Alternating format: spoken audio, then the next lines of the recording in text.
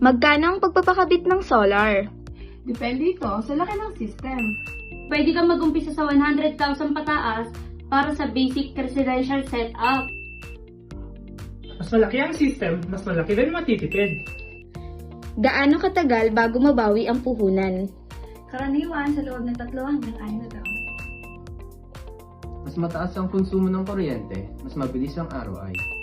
May kuryente ba ako kapag brownout? Kung may battery backup, oo. Kung grid tie lang, mawawalan din ng kuryente bilang safety protocol. May option kang mag-upgrade anytime. Gaano katagal ang buhay ng solar at may warranty ba ito?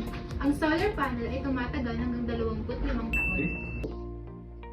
Kadalasan ang warranty ng panel 12 to 15 years. And para naman sa inverter, 5 to 10 years. Makakabawas ba talaga ito sa electric bill?